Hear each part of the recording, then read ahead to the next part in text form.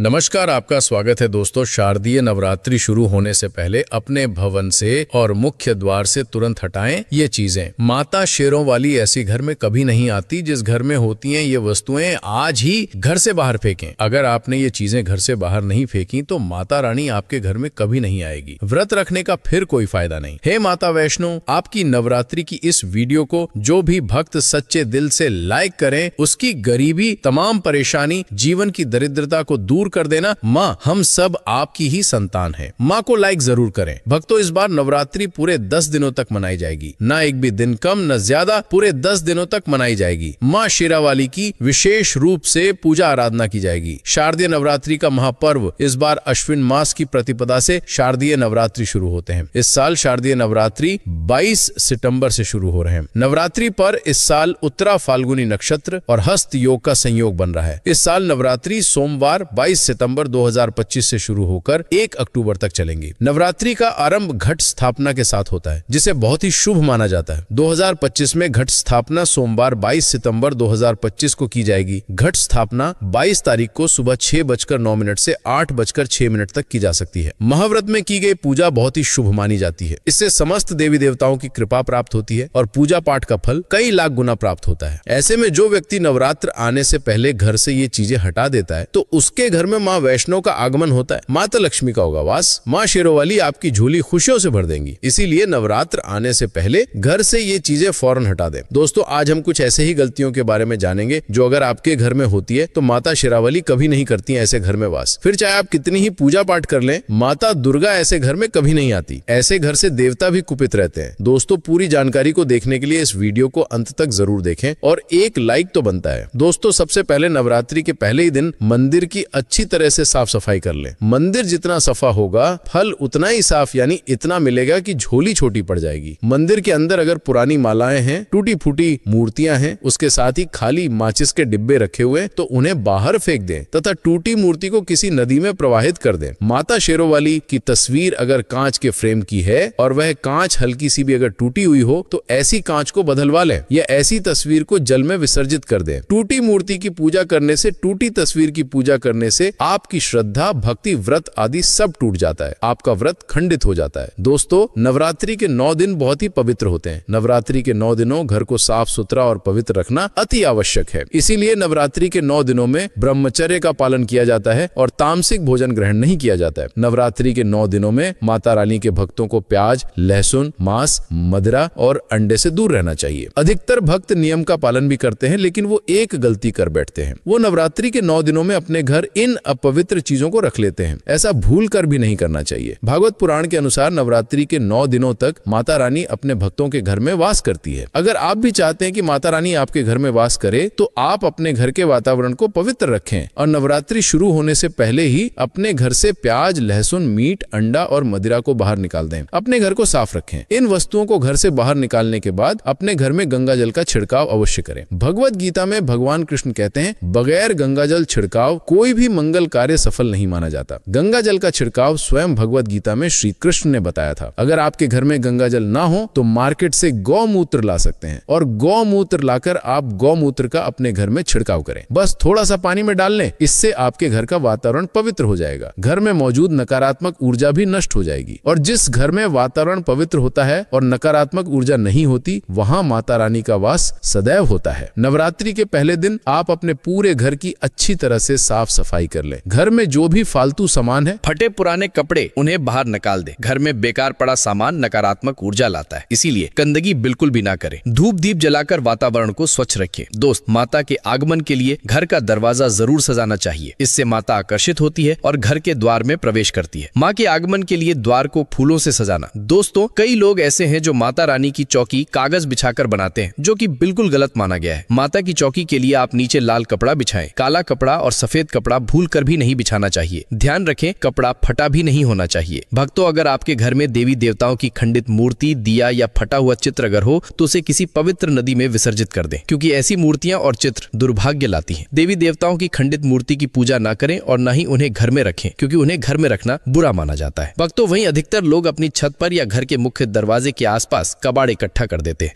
ऐसा करना अशुभ माना जाता है। अगर आपने भी अपने घर में घर के मुख्य दरवाजे पर या छत पर या फिर खासकर घर की उत्तर दिशा में कबाड़ इकट्ठा कर दिया है तो नवरात्रि शुरू होने से पहले उस कबाड़ को घर से अवश्य ही निकाल दें। भक्तों, यदि आपके घर कोई भी बंद घड़ी है तो नवरात्रि शुरू होने से पहले उसे अपने घर से हटा दें और नई घड़ी ले आए या उसकी मरम्मत करवा लें। घड़ी को प्रगति का प्रतीक माना जाता है। बंद घड़ी समय से पीछे चलने वाली हमारी प्रगति में बाधा डालती है, इसीलिए नवरात्रि शुरू होने से पहले ही आप बंद घड़ी को घर से बाहर निकाल दें। दोस्तों, अगर आपके घर के मंदिर में किसी भी तरह का कोई फालतू सामान रखा है, जैसे कि सड़े गले फूल, अगरबत्ती, धूप बत्ती के डिब्बे या माचिस आदि के डिब्बे या कोई भी खाली पैकेट मंदिर में ना रखें, या फिर कोई फटी पुरानी धार्मिक पुस्तक या भगवान के कोई भी पुराने कपड़े जो खज गए हैं या मुकुट माला जो खराब हो गई है, तो उन्हें आप जितना जल्दी हो सके अपने मंदिर से हटा दीजिए। नवरात्रि से पहले आप अपने मंदिर की और मंदिर के आसपास की साफ सफाई अवश्य ही करें, तभी माता रानी की चौकी स्थापित करें। इसके साथ ही आप अपने धन रखने के स्थान की सफाई भी अवश्य करें, क्योंकि नवरात्रि के दौरान मां लक्ष्मी भी घर प्रवेश करती हैं। धन रखने के स्थान पर किसी भी तरह का कोई भी फालतू सामान, टूटा हुआ सामान ना रखें। धन रखने के स्थान को मंदिर की तरह ही साफ रखें। नवरात्रि के दौरान माता रानी की पूजा में कौड़ियों को शामिल करें। माता रानी के साथ साथ रोजाना कौड़ी का भी पूजन करें। इसके बाद कौड़ी को धन रखने के स्थान पर रख दें। ऐसा करने से बरकत हमेशा होती है। अगर आपके पास पुराने जूते चप्पल इकट्ठे हो गए तो नवरात्रि से पहले उन्हें घर से बाहर निकाल दें। पुराने जूते चप्पल की अशुभता के कारण ही घर में नकारात्मक ऊर्जा आती है और घर में अशांति और कलह का माहौल रहता है। नवरात्रि आने से पहले घर से निकालना न भूलें। अगर जिस घर में ज्यादा होता है उस घर में माता रानी का भी वास नहीं करती। साथ ही साथ टूटे फूटे बर्तन अगर घर में पड़े हैं या टूटा हुआ आईना भी अगर घर में हो तो उसे भी निकाल दीजिए। घर में टूटे फूटे ईंट पत्थर भी नहीं रखना चाहिए, इससे माता लक्ष्मी नाराज हो जाती है। अब हम जानते हैं नवरात्रों के दौरान क्या नहीं खाना चाहिए और क्यों नहीं पीना चाहिए और कौन सा फल खाने से व्रत संपूर्ण और सफल हो जाता है।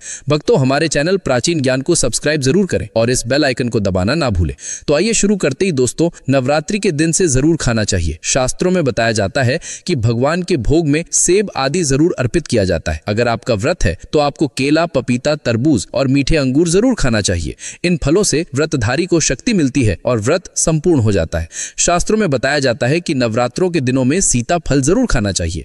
सीता फल खाने से 10 ऐसी बीमारियां हैं जो खत्म हो जाती हैं। माना जाता है कि नवरात्रों के दिनों में सीता फल का घर में प्रवेश होना बड़ा ही शुभ माना गया है। सीताफल खाने से नवरात्रि का व्रत सफल हो जाता है, क्योंकि इसमें माता सीता का आशीर्वाद मिला हुआ होता है। नवरात्रि के दौरान सीताफल खाता उसे दुखों का सामना नहीं करना पड़ता। सीताफल आपको जरूर खाना चाहिए। भक्तों, नवरात्रि के 9 दिन शक्तिमान दुर्गा को समर्पित होते हैं। नवरात्रि के 9 दिन माता रानी के 9 अलग अलग स्वरूपों का पूजन किया जाता है। नवरात्रि के 9 दिनों में माता रानी को अलग अलग स्वरूप के हिसाब से अलग अलग भोग अर्पित किए जाते हैं। लेकिन क्या आप जानते हैं कुछ ऐसी वस्तुएं जिन्हें नवरात्रि के दौरान भूलकर भी माता रानी को अर्पित नहीं करना चाहिए। अगर इन वस्तुओं को आप गलती से भी माता रानी को अर्पित कर देते हैं तो आपको व्रत और पूजन का पूर्ण लाभ नहीं होगा। इसीलिए माता रानी की कृपा प्राप्त करने के लिए आपको यह जानना अति आवश्यक है कि वह कौन सी ऐसी वस्तु है जो माता रानी के पूजन में भूल कर भी इस्तेमाल नहीं करना चाहिए। तो आइए माँ का जयकारा लगाते हुए वीडियो को शुरू करते हैं। भक्तों, नंबर 1, नवरात्रि के दौरान शादीशुदा महिलाओं को सफेद कपड़े पहनकर पूजा पाठ नहीं करना चाहिए। साथ ही साथ काले कपड़े भी नहीं पहनना चाहिए। इससे पूजा व्रत आदि खंडित हो जाती है। माता की चौकी जब आप लगाए तो उसके नीचे कागज नहीं लगाना चाहिए। माता की चौकी हमेशा लाल कपड़ा बिछाकर ही बनाना चाहिए। हमेशा याद रहे, नवरात्रों के इन 9 दिनों तक व्रतधारी को अपना आसन चौकी के आगे ही लगाना चाहिए और मंदिर को नवरात्रों के दौरान अकेला नहीं छोड़ा जाता। बहुत ही अशुभ माना जाता है। इससे दुर्गा माता नाराज हो जाती हैं और हमेशा के लिए चली जाती हैं। भक्तों, नंबर 2, नारियल। हिंदू धर्म में नारियल को समृद्धि, धन, श्रद्धा और सम्मान का सूचक माना जाता है। नारियल को श्रीफल भी कहा जाता है। नारियल को सुख समृद्धि में वृद्धि करने वाला माना जाता है। नारियल का हर मांगलिक कार्य में विशेष महत्व होता है। जैसे कि आप सभी जानते हैं कि माता रानी के कई मंदिरों में नारियल से बलि भी दी जाती है और माता रानी के पूजन में नारियल का इस्तेमाल हम सभी करते हैं। खासकर कलश की स्थापना नारियल रखकर ही की जाती है। माता रानी के पूजन में हम नारियल इस्तेमाल करते समय कुछ गलतियां कर बैठते हैं। भक्तों, नारियल कई प्रकार के होते हैं। एक हरा, दूसरा सूखा, जिसके अंदर पानी होता है। जिस नारियल के अंदर पानी होता है, माता रानी के पूजन में सदैव पानी वाला और जटा वाला नारियल ही इस्तेमाल करें। नारियल का पूर्ण होना चाहिए। नारियल चटका हुआ या टूटा हुआ नहीं होना चाहिए, क्योंकि साबुत नारियल ही पूर्ण और पवित्रता का प्रतीक होता है। साबुत नारियल ही सुख समृद्धि का प्रतीक होता है। साबुत नारियल को ही श्रीफल यानी कि माँ लक्ष्मी का फल कहा जाता है। नवरात्रि में माता रानी के कलश की स्थापना करते समय जटा वाला यानी पानी वाला नारियल ही कलश पर स्थापित करना चाहिए। साथ ही ये ध्यान रखना चाहिए कि नारियल को सदैव कलश के ऊपर लेटा कर रखना चाहिए। घट स्थापना करते समय कभी भी नारियल को खड़ा करके नहीं रखा जाता। नारियल को सदैव लेटाकर कलश के ऊपर रखा जाता है। साथ ही नारियल को स्थापित करने से पहले आप नारियल को लाल कपड़े में लपेटकर उस पर लाल चुनरी ओढ़ाकर आप नारियल को कलश के ऊपर स्थापित करें। शास्त्रों के अनुसार कलश के ऊपर जब सही तरीके से नारियल रखा जाता है और सही प्रकार का नारियल रखा जाता है, तब यह व्रत और पूजन का पूर्ण फल प्राप्त होता है। यह भी ध्यान में है कि महिलाएं माता रानी को नारियल अर्पित कर सकती हैं, लेकिन कभी भी माता रानी के सामने नारियल को भूल कर भी नहीं वधेड़ना, क्योंकि नारियल बीज रूप होता है और स्त्रियां बीज रूप से ही शिशु को जन्म देती हैं। इसलिए कभी भी महिलाओं को नारियल नहीं तोड़ना चाहिए। नवरात्रि में माता रानी का व्रत और पूजन किया जाता है, लेकिन नवरात्रि के दौरान सबसे ज्यादा महत्व होता है कन्या पूजन का। दोस्तों, माना जाता है व्रत और उपासना से माता रानी इतना पसंद नहीं होती हैं, जितना कि कन्या पूजन से होती हैं। नवरात्रि में छोटी छोटी कन्याओं को माता रानी का स्वरूप माना जाता है। कन्याओं को भोग लगाया जाता है, उन्हें प्रसन्न किया जाता है और बदले में आशीर्वाद मांगा जाता है। कन्याओं को प्रसन्न करने के लिए गिफ्ट आदि उपहार वगैरह दिए जाते। माना जाता है अगर कन्याओं को कोई भेंट दी जाए और उसे खुशी खुशी स्वीकार कर ली, तो इसका मतलब है माता रानी अर्थात माता वैष्णो ने भेंट स्वीकार। जिन पर कन्याएं प्रसन्न होती हैं तो समझो उन्हें माता रानी का आशीर्वाद मिल गया और माता रानी की कृपा से उन्हें मुंह मांगा वरदान प्राप्त। नवरात्रि में 2 साल से लेकर 10 साल तक की कन्या का पूजन होना चाहिए। अष्टमी अथवा नवमी को कन्याओं के पैर धोकर भोजन कराना, उपहार आदि देना श्रेष्ठ माना जाए। आपके घर में संपन्नता बनी रहे तथा धन की कोई भी कमी ना हो, कन्याओं को कोई सुंदर गिफ्ट दे सकते हैं। शास्त्रों में बताया जाता है कि कन्या जितना खुश होती है, माता रानी उतना ही जल्द फल की प्राप्ति प्रदान करती है। ऐसे में आप कन्याओं को चॉकलेट बॉक्स दे सकते हैं तथा खूबसूरत कपड़े दे सकते हैं। याद रहे काले कपड़े ना दें और स्टील के बर्तन भी गिफ्ट के तौर पर दे सकते हैं। याद रहे कि कन्याओं को लोहे का कोई भी सामान नहीं देना चाहिए। भक्तों, जब कन्या अपने घर के लिए प्रस्थान करे तो उनके चरण जरूर छू ले और अपने मन में अपनी प्रार्थना को पूरा करे। सच्चे दिल से मांगी मुराद माता रानी अवश्य पूरी करती है। आपके घर में स्थापित पूजा का स्थान एक पवित्र केंद्र है, जहां से सकारात्मक ऊर्जा का प्रवाह संपूर्ण घर में होना चाहिए। इसकी शुद्धता और सात्विकता बनाए रखना हर भक्त का प्रथम कर्तव्य है। यदि आपके मंदिर में किसी भी प्रकार का अनावश्यक सामान जैसे कि मुरझाए हुए या सड़े गले फूल, उपयोग में लाए गए अगरबत्ती या धूप बत्ती के डिब्बे, माचिस की खाली डिबिया या कोई भी खाली पैकेटिंग रखी है तो उसे तत्काल हटा देना चाहिए। इसी प्रकार यदि कोई धार्मिक पुस्तक फट गई हो, भगवान के विग्रह के पुराने वस्त्र जो अब जीर्ण शीर्ण अवस्था में हो, या कोई मुकुट या माला जिसका सौंदर्य और उपयोगिता समाप्त हो गई हो, तो उन्हें भी पूजा स्थल से अलग कर दें। ये वस्तुएं नकारात्मक ऊर्जा को आकर्षित करती हैं और पूजा के पवित्र वातावरण में बाधा डालती हैं। नवरात्रि का पावन पर्व आने से पूर्व अपने घर के मंदिर की तथा उसके आसपास के क्षेत्र की संपूर्ण सफाई अवश्य करें। एक स्वच्छ और सुव्यवस्थित वातावरण में ही दिव्य शक्तियों का सहज अवतरण होता है। केवल तभी माता रानी की चौकी की स्थापना करनी चाहिए जब स्थान पूर्णतः पवित्र और प्रशस्त हो। इसके साथ ही अपने धन रखने के स्थान जैसे कि तिजोरी, लॉकर या जहां भी आप अपनी नकदी एवं आभूषण रखते हैं की सफाई पर विशेष ध्यान देना चाहिए। ऐसा माना जाता है कि नवरात्रि के दौरान माँ लक्ष्मी भी गृह प्रवेश करती हैं और यदि धन स्थान अस्त व्यस्त, गंदा या अनावश्यक सामान से भरा हो तो इससे धन की देवी की कृपा प्रभावित हो सकती है। वहां से किसी भी प्रकार का टूटा फूटा, बेकार या अनुपयोगी सामान निकाल दें और उस स्थान को भी मंदिर के समान ही स्वच्छ और सजा कर रखें। नवरात्रि के पावन 9 दिनों के दौरान माता रानी की पूजा में कौड़ियों को विशेष स्थान दिया जाता है। कौड़ी को समुद्र मंथन से उत्पन्न एक पवित्र वस्तु माना गया है और इसे माँ लक्ष्मी का प्रतीक भी कहा जाता है। माता की पूजा के समय कौड़ियों को भी शामिल करें, उनका भी पूजन करें और तत्पश्चात उन्हें धन रखने के स्थान पर स्थापित कर दें। ऐसी मान्यता है कि इससे घर में सदैव धन धान्य की वृद्धि होती है और माँ लक्ष्मी की कृपा बनी रहती है। इसी क्रम में यदि आपके घर में पुराने अनुपयोगी जूते चप्पल एकत्र हो गए हैं तो नवरात्रि से पूर्व ही उन्हें घर से बाहर कर देना हितकर है। पुराने और टूटे फूटे जूते चप्पलों को नकारात्मक ऊर्जा का स्रोत माना जाता है जो घर के वातावरण में अशांति और तनाव का संचार करते हैं। ये भी कहा जाता है कि जिस घर में ऐसी वस्तुओं का जमावड़ा होता है वहां देवी देवताओं का वास भी कठिनाई से होता है। इसलिए इन्हें घर से निकालकर एक सकारात्मक और प्रसन्नतामय वातावरण का निर्माण करें। इसके अतिरिक्त घर के भीतर टूटे फूटे बर्तन, दरारें आए हुए शीशे या अनावश्यक ईंट पत्थर भी नहीं रखने चाहिए। ये वस्तुएं न केवल घर की सुंदरता को कम करती हैं, बल्कि माँ लक्ष्मी को नाराज करने वाली भी मानी जाती हैं। देवी लक्ष्मी स्वच्छता, सुव्यवस्था और सौंदर्य से प्रसन्न होती हैं और अव्यवस्था से उनका आगमन रुक सकता है। अब हम नवरात्रि के दौरान किए जाने वाले आहार विधान के बारे में चर्चा करते हैं। यह जानना अत्यंत आवश्यक है कि व्रत के दौरान किन खाद्य पदार्थों पदार्थों का सेवन करने से शरीर को ऊर्जा मिलती है और व्रत पूर्ण होता है। शास्त्रों में व्रत में फलाहार को महत्वपूर्ण स्थान दिया गया है। यदि आप व्रत रख रहे हैं तो केला, पपीता, तरबूज और मीठे अंगूर जैसे फलों का सेवन अवश्य करना चाहिए। ये फल शरीर में ताकत बनाए रखते हैं और ऊर्जा प्रदान करते हैं, जिससे व्रत सफलता पूर्वक पूरा होता है। इन सब के अलावा नवरात्रि में सीताफल, कस्टर्ड एप्पल का विशेष महत्व है। शास्त्रों के अनुसार नवरात्रि के दिनों में सीताफल का सेवन अत्यंत शुभ और लाभकारी माना जाता है। ऐसी मान्यता है कि इस फल के घर में प्रवेश मात्र से ही सकारात्मक ऊर्जा का संचार होता है। सीताफल को माता सीता के आशीर्वाद से जुड़ा हुआ माना जाता है और इसके सेवन से नवरात्रि का व्रत पूर्ण फलदायी होता है। कहते हैं कि जो भक्त इसे भक्ति भाव से ग्रहण करता है उसे जीवन के कष्टों का सामना कम करना पड़ता है। नवरात्रि के ये 9 दिन दुर्गा माँ के 9 स्वरूपों की उपासना के लिए समर्पित होते हैं। प्रत्येक दिन माता के एक विशेष रूप की पूजा अर्चना की जाती है और उन्हें अलग अलग प्रकार का भोग लगाया जाता है। परंतु कुछ ऐसी वस्तुएं भी हैं जिनका उपयोग माता के भोग में कदापि नहीं करना चाहिए। यदि गलती से भी ऐसा हो जाए तो पूजा के पूर्ण फल की प्राप्ति में बाधा आ सकती है। माता की कृपा पाने के लिए यह जानना अति आवश्यक है कि पूजन में किन वस्तुओं का प्रयोग वर्जित है। सर्वप्रथम, नवरात्रि के दौरान विवाहित महिलाओं को सफेद या काले वस्त्र धारण करके पूजा पाठ नहीं करना चाहिए। सफेद रंग को विराग का और काले रंग को तामसिक प्रवृत्ति का प्रतीक माना जाता है। इन रंगों के वस्त्र पहनकर की गई पूजा से व्रत का फल खंडित हो सकता है। इसके अलावा माता की चौकी स्थापित करते समय उसके नीचे कागज आदि नहीं बिछाना चाहिए। सदैव लाल रंग का कपड़ा बिछाकर ही चौकी बनानी चाहिए, क्योंकि लाल रंग शक्ति और ऊर्जा का प्रतीक है। व्रतधारी को चाहिए कि इन 9 दिनों तक अपना आसन चौकी के सामने ही लगाए और मंदिर को कभी भी खाली या अकेला ना छोड़े। ऐसा करना अशुभ माना जाता है और इससे माँ दुर्गा नाराज हो सकती हैं। दूसरा महत्वपूर्ण बिंदु नारियल से संबंधित है। हिंदू धर्म में नारियल को श्रीफल कहा जाता है और यह समृद्धि, श्रद्धा और सम्मान का प्रतीक है। इसका प्रयोग लगभग हर मांगलिक कार्य में किया जाता है। माता के पूजन और कलश स्थापना में नारियल का विशेष स्थान है, परंतु ध्यान रहे, माता के पूजन में केवल वही नारियल इस्तेमाल करना चाहिए जिसमें पानी हो और जिस पर जटा बनी हो। नारियल पूर्णतः साबुत होना चाहिए, कहीं से भी चटका हुआ या टूटा हुआ नहीं। साबुत नारियल ही पवित्रता और समृद्धि का प्रतीक माना जाता है। कलश स्थापना के समय नारियल को सदैव लिटाकर ही रखना चाहिए, खड़ा करके नहीं। उसे लाल कपड़े में लपेटकर और लाल चुनरी उड़ाकर ही कलश पर स्थापित करें। शास्त्रों के अनुसार इस विधि से रखा गया नारियल पूजा को पूर्ण फल प्रदान करता है। एक और अत्यंत महत्वपूर्ण नियम यह है कि महिलाओं को कभी भी नारियल नहीं तोड़ना चाहिए। चूंकि नारियल बीज रूप है और स्त्री ही शिशु को जन्म देती है, अतः उनके द्वारा नारियल फोड़ना अशुभ माना जाता है। नवरात्रि की साधना का सबसे महत्वपूर्ण और फलदायी अंग कन्या पूजन है। ऐसी मान्यता है कि माता रानी को केवल व्रत और उपासना से उतनी प्रसन्नता नहीं होती जितनी छोटी कन्याओं के पूजन से होती है। नवरात्रि में 2 वर्ष से लेकर 10 वर्ष तक की कन्याओं को माता का स्वरूप मानकर उनका पूजन किया जाता है। अष्टमी या नवमी के दिन इन कन्याओं के पैर धोकर उन्हें भोजन कराकर और उपहार देकर उनका सत्कार किया जाता है। माना जाता है कि यदि कन्या प्रसन्न होकर आशीर्वाद देती है तो यह माता रानी का ही आशीर्वाद है और भक्त की मनोकामना अवश्य पूर्ण होती है। कन्याओं को उपहार स्वरूप चॉकलेट, सुंदर वस्त्र या स्टील के बर्तन दिए जा सकते हैं।